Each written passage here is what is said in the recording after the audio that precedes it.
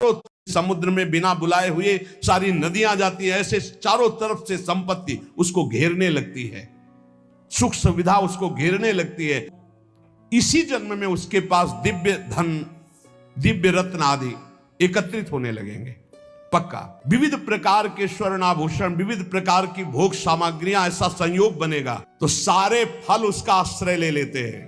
हर क्रिया का फल वो जो चाहे, जैसे चाहे, जो बोलेगा, जो सोचेगा वही हो जाएगा। बोलो बूढ़े बाबा माधवदास जी हैं जगन्नाथपुरी में, और उनकी कौन सी परीक्षा बकाया है।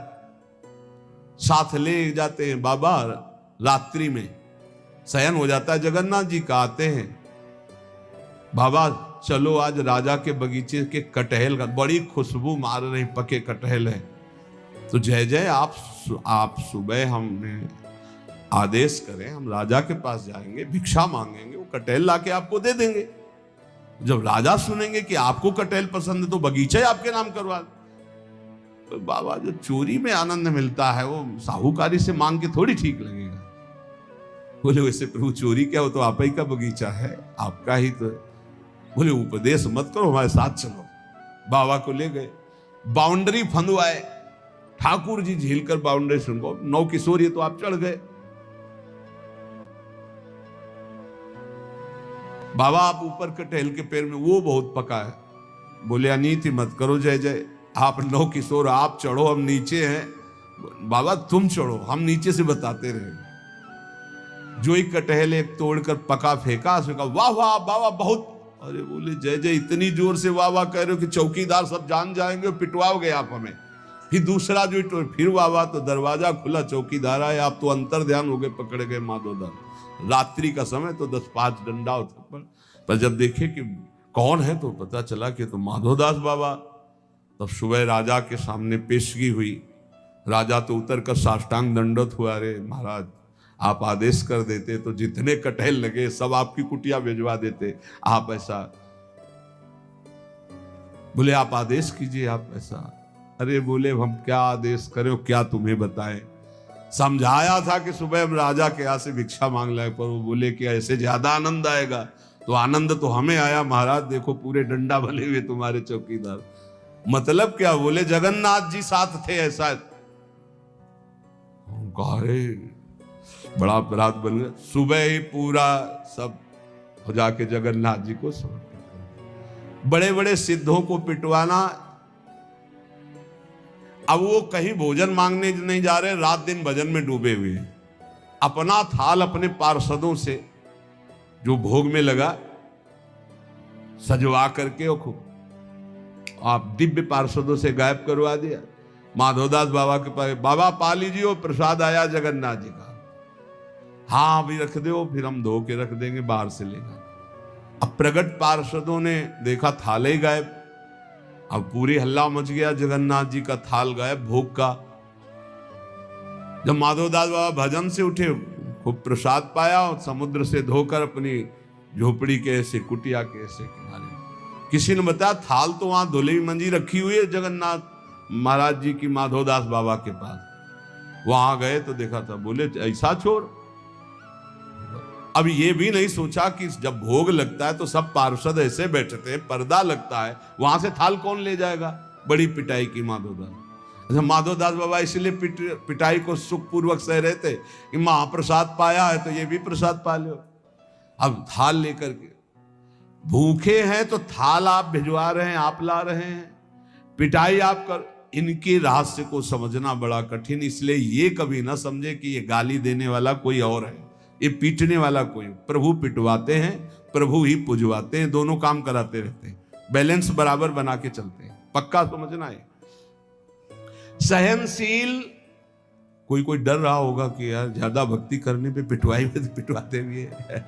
ये सिद्धों के साथ करते हैं, आपके साथ नहीं खेलेंगे। बच्चों को भारी वजन उठाने को नहीं दिया जाता, अपने लोग बच्चे हैं इसलिए चिंता मत करना कि आपकी भी परीक्षा होगी। ये सिद्धों के साथ खेलते हैं, ये खास बात होती है। भगवान परशुराम जी के पास जब अंबा जी गई, अंबा जो काशी नरेश की 3 राजकुमारियों में एक सी थी, उन्होंने कहा कि मैं आपसे सहायता चाहती हूं भृगुवर, मैं आपकी शरण में हूं, शरणागत की रक्षा करनी चाहिए। बोले पहले तो तुम्हारा स्त्री स्वरूप है, वैसे ही अधिकार बनता है रक्षा का। दूसरा तुम शरण में हो, बोलो कौन त्रिभुवन में ऐसा है जो तुमको कष्ट दे रहा है। बोले पहले वचन दो कि मैं उसको मारूंगा। बोले निश्चित परास्त करूंगा उसको।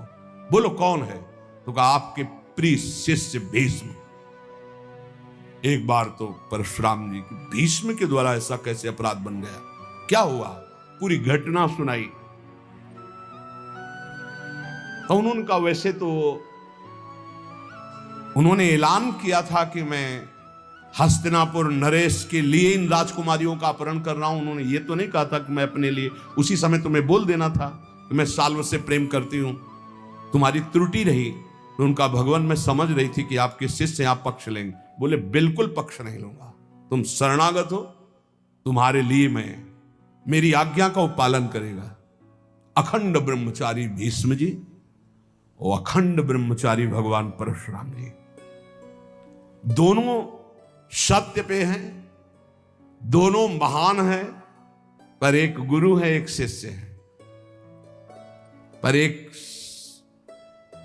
इच्छा का अनुमोदन कराने के लिए अपनी द्वेष वृत्ति का भगवान परशुराम जी का आश्रय लिया, इसलिए परशुराम जी कमजोर है। और सत्य का पालन करने के लिए धर्मनिष्ठ, इसलिए चेला बहुत जोरदार के हो गए भीष्म जी। बुलाया भीष्म जी को बाहर हस्तिनापुर के, अर्घपाद्य आदि लेकर गए, प्रार्थना की, परिक्रमा की, दंडवत किया। बोले मेरी आज्ञा है अंबा को स्वीकार करो। बोले कदापि गुरुदेव नहीं, क्योंकि सब कोई जानता है सत्य के आगे कुछ नहीं, और मैं सत्य प्रतिज्ञा किया हूं कि अखंड ब्रह्मचर्य रहूंगा, जीवन में कभी संतान उत्पन्न ही नहीं करूंगा। तो उनका युद्ध या अंबा, तो उनका युद्ध गुरुदेव से युद्ध उन्होंने ही भीष्म जी को दी थी जब गंगा जी ले गए। और गंगा जी ने और भी दिव्यास्त्र सिखाए थे जो परशुराम जी को भी पता नहीं थे। ऐसे थे, रोज युद्ध होता, पहले जाते परिक्रमा करते, साष्टांग दंडवत करते हो, कहते आशीर्वाद दीजिए विजयी भव का।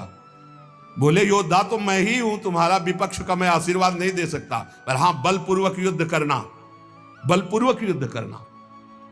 आखिरी युद्ध जितना भयानक हुआ कि गंगा जी अष्टवसु सब जागृत हो गए, उपस्थित हो गए। भीष्म जी ने एक अस्त्र ऐसा चढ़ाया था जो परशुराम जी के पास काट नहीं थी, निश्चित परशुराम जी का वध हो जाता। गंगा जी आकर के पकड़ लिया और कहा नहीं नहीं, ऐसा बिल्कुल ठीक नहीं है। समस्त अष्टवसु आ गए। तो उन्होंने कहा मां ये प्रत्यंचा पे चढ़ा हुआ धनुष तभी उतरेगा जब गुरुदेव अपना रथ पीछे कर दे, अपना धनुष नीचे कर दे। तो गुरुदेव कैसे नीचे कर से? अष्टवसुओं ने, समस्त देवताओं ने कहा प्रभु आपका चेला है, अब आपको धनुष नीचे करना पड़ेगा। अगर छूट गया तो आपके पास काट नहीं है, आप अबद्ध हैं, फिर भी बध हो जाएगा आपका। भीष्म जी के बाण तभी धनुष से उतरे जब वो रथ पीछे हटा, धनुष नीचे किया, कूद गए, परिक्रमा की और गुरुदेव बोले जा विजयी भव, कहते विजयी हुआ। तो सत्य, ब्रह्मचर्य, अहिंसा, अपरिग्रह बहुत बड़ी ताकत है। ब्रह्मचर्य में बहुत बड़ा बल है, उसको आज हमारी समाज समझ नहीं पा रही। यम नियम के बिना जीवन बिल्कुल पशुवत जीवन है। यहां कह रहे हैं ब्रह्मचर्य प्रतिष्ठायाम वीर लाभा, महान बल, जो चाहो आप कर सकते हो संकल्प के द्वारा। जो आपको दिव्यता किसी में दिखाई देगी वो ब्रह्मचर्य की होगी। भीषण कष्ट को भी सहने की सामर्थ्य, सर्दी गर्मी, मान अपमान, दुख सुख, लाभ हानि और सत्यवाद, संकल्प बिल्कुल सिद्ध होने लगता है। जिसका ब्रह्मचर्य पवित्र होता, जो संकल्प करेगा, और संकल्प नहीं करेगा तो ब्रह्मचर्य अध्यात्म की ऊंचाई में बैठाकर उसे मुक्त कर देगा। अस्ते प्रतिष्ठायाम सर्वरत्नोपस्थानम, जिसने कभी किसी की चोरी नहीं की, जीवन में छल नहीं किया, तो इसी जन्म में उसके पास दिव्य धन, दिव्य रत्न आदि एकत्रित होने लगेंगे पक्का। विविध प्रकार के स्वर्ण आभूषण, विविध प्रकार की भोग सामग्रियां, ऐसा संयोग बनेगा। कभी चोरी नहीं की, जो इन नियमों को धारण करता है। एक एक का बहुत बड़ा प्रभाव है। अस्तेय प्रतिष्ठायाम सर्वरत्नोपस्थानम, अपने आप आ करके संपूर्ण रत्न स्वर्ण आदि संपत्ति उसके पास एकत्र, जो कभी जीवन में चोरी नहीं किया, जो ब्रह्मचारी है, जो अहिंसा परायण है और जो अपरिग्रह, कभी किसी से दान नहीं लिया। वैसे भी लिखा हुआ है कि जो धर्मात्मा पुरुष धर्म से यम नियम के द्वारा चलता है तो जैसे समुद्र में बिना बुलाए हुए सारी नदियां जाती है, ऐसे चारों तरफ से संपत्ति उसको घेरने लगती है, सुख सुविधा उसको घेरने लगती है जो धर्म पूर्वक चलता है। सत्य प्रतिष्ठायाम क्रियाफलान आश्रयत्वम, जो सत्य बोलता है, सत्य विचार वाला है, सत्य आचरण वाला है, तो सारे फल उसका आश्रय ले लेते हैं। हर क्रिया का फल वो जो चाहे, जैसे चाहे, जो बोलेगा, जो सोचेगा वही हो जाएगा। ऐसा है। एक इतना बड़ा बालक है, हंसी मजाक में सर्प डाला था, कोई गुस्सा होके नहीं डाला था परीक्षित जी ने कि पता नहीं समाधि में है या ढोंग कर रहे हैं समाधि का, ऐसे डाला और चले गए। कुछ बच्चों ने जाकर बताया, श्रृंगी ऋषि तुम्हारे पिता के गले में चक्रवर्ती सम्राट महाराज परीक्षित मरा हुआ सर्प डाल दिए। उनका ऐसी असभ्यता, इतने बड़े बालक हैं भी, ऐसी असभ्यता, चक्रवर्ती सम्राट होता हुआ भी इन महापुरुषों की महिमा को नहीं जानता, ऐसी असभ्यता। ये समझता है यही दंड धारण करता है, देख मैं ब्रह्म ऋषि बालक हूं, इसको दंड देता हूं, आज के 7वें दिन तक्षक सर्प इसे काटेगा और मरेगा। इतने बड़े बालक है। जबान से निकली हुई हर बात, जब उनके पिता शुद्धि में आए, साफ हटा के से दौड़ के आके श्रृंगी ऋषि लिपट गए। उनका रोने की क्या जरूरत है, मरा हुआ ही सर्प तो था। उनका पिताजी, अपमान है आपका।